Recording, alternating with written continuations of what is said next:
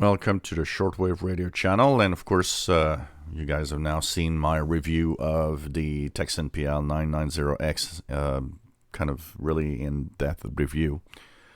There are some questions that arose from some viewers, and I've got a lot of emails concerning some of the questions here. Of course, some of them are to do with the fact that, could there be an upgraded version of this radio at some point that SD card would record and so on. It's hard to say because right now we are still in the same impression that Tecsun gave us. They actually came out with these receivers and said that these were going to be the last high-end receivers that they make. So they aren't saying it's the last receivers at all. They're just saying it's the last high-end receivers. The other question I get a lot is, where did I purchase it? It's simply coming from Anonco. Anonco, A-N-O-N-C-O, is basically the distributor for Tecsun radios. That's pretty much where all my Tecsun receivers came from, except for, a couple, but for the most part, always there. It's always a great experience, and Anonco is fast in shipping and is known to really be helpful when you actually have questions or problems with a receiver. So I think that's the way to go. Anonco is very, very good seller for Tecsun and really, stands behind the products. For synchronous detection, everybody's asking, is it that bad? Well, it is, because the synchronous detection here, and I know that for some people this is a deal breaker. The synchronous detection here is always unlocking and distorting when there's a lot of fading. So it really isn't a pleasant experience, and I will not be using the synchronous detection. That said, a lot of people are saying, well, you're still giving it high notes even though the sync detection is not working. Well, for a simple reason. I've used synchronous detection on receivers that it works well, including on my Tecsun PL-680 where it works quite well. And I am not a big fan of sync detection because of the loss of audio quality that comes with it. And that's my personal thing. I know that it can greatly improve and make a difference in some radio listening experience, mostly on voice broadcasts. But because I'm not a big fan and a big user of synchronous detection, I'm not really, it would have been fun if it worked well because it is a more expensive radio. But it also was kind of expected. Tecsun has a hard time really making good synchronous detection on radios. A lot of people are saying, well, this is expensive. 235 is way too expensive. You get a lot of features, and you got to understand that the 235, I still stand behind the fact that the 235 price tag is worth it. It has a lot of features that are really nice. And as a media player, I never thought I'd do it, but as a media player, I find it really, really nice. And I play my podcast through with Bluetooth enabled on my phone. And by the way, I didn't mention it, but we did test it while in the live show. There's a little hole on the upper right corner of the radio. That is a microphone for making calls. So if your phone is paired to the radio, you actually have a microphone within the radio. So if you have a call, not only do you hear the caller in the speaker, but you actually have a microphone in the radio to answer back, which is kind of interesting. Nice feature. But, I would have exchanged that for a SD card recorder. But, they didn't do it. They didn't do it. And that's it, And a lot of people are like, well, 235, it's expensive. It isn't that expensive, honestly. 235 it seems to be a lot of money for a lot of people. In reality, this is a okay price tag for what you get and for the precision of tuning around. The single sideband precision is amazingly good, And I really, really like that tuning.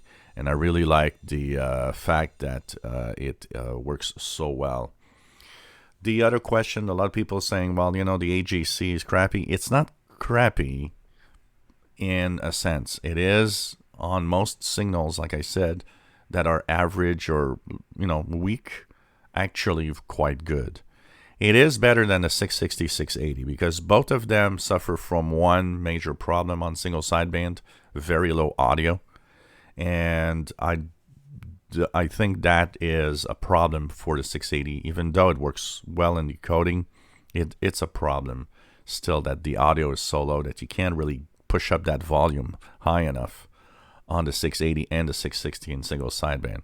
But they do well what they have to do. But both of them on very strong signals act exactly the same way. They also pack a harsh punch through the speaker of the radio. It's a thing of portable receivers.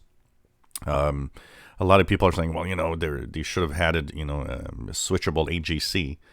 Well, portable receivers typically don't have these types of features. That's where we have IN tabletops that pack a lot more features in that. Some say that an RF gain control would have been better than a switch for DX normal and local. Yeah, it is. It's smoother when you have a control knob for that rather than having just a 3-position switch. But then again, on portable receivers, I almost never use these switches because I never want to lower the sensitivity of a radio. It is really mostly when it overloads that I use that, and I don't tend to use these switches much. Neither do I tend to use any RF gain on radios in general or touch it. I always leave the radio at its maximum sensitivity most of the time. But there's a lot of, from the comments I see also, there's a lot of personal things that are very personal on radios. There are things that we want. There are things that please us. There are things that if a radio doesn't have it or doesn't work well with it, we're not interested in, and that's fine. I mean, everybody has its own way of dealing with that, and it depends on what you are actually looking for. But this is a great radio, and I'm very, very happy. It's on the top of all radios. And one last thing we talk about, somebody was asking me for giving a score on radios, is there a 10 out of 10 in your collection and so on. I'll be very fair. I will never give a 10 to a radio because no radios are perfect and no radios are 10 on 10. Some have posted, the ICOM ICR 9500. Yeah, did you see the price tag on that thing? And even that I would not put a 10 because the price tag would not allow me to put a 10. I'd put a 9 or 9.5 maybe, because I'm sure it's a great radio. But for that price, you're expecting to have a good radio. You're not in the same league as any others, that's for sure. And, there's always these little things in receivers that kind of annoy you. So it could be the menu, it could be the way that it's designed, not necessarily always in performance also. But that's me. There's no 10 on 10 radios, but there are some really up there, 8 or 9. For me, if a radio has 8 out of 10 or more, it's a worth radio. So, it's kind of nice. And I have to say, once again, the external antennas, a lot of people have been asking me, so, you mean really the external antenna on when you switch to external antenna, the ferrite is actually disconnected? Yes, absolutely.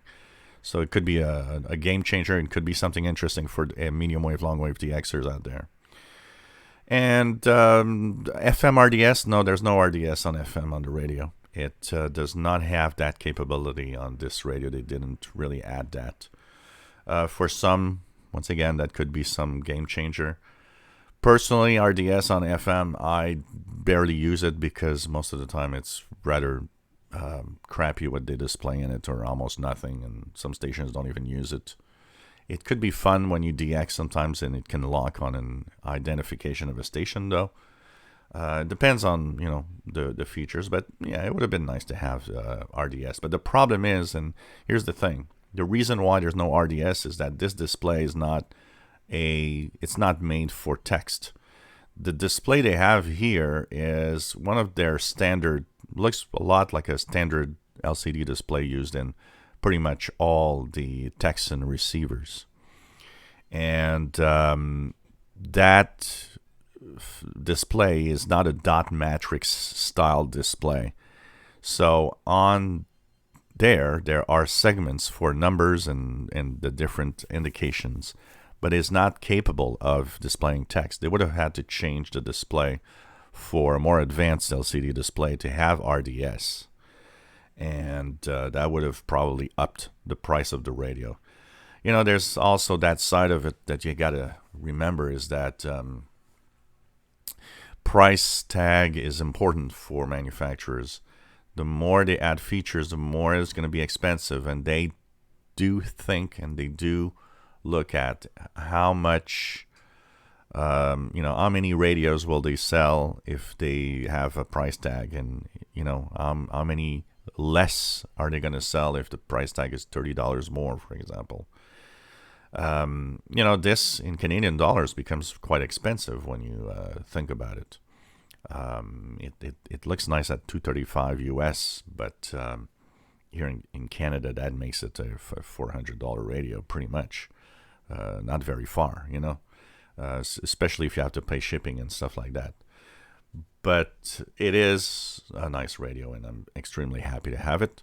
And of course, the next radio will be the Tecsun PL-990 that I can't wait to check out and test. That's for sure. If you enjoy our videos, please subscribe, give us thumbs up. Thank you for watching.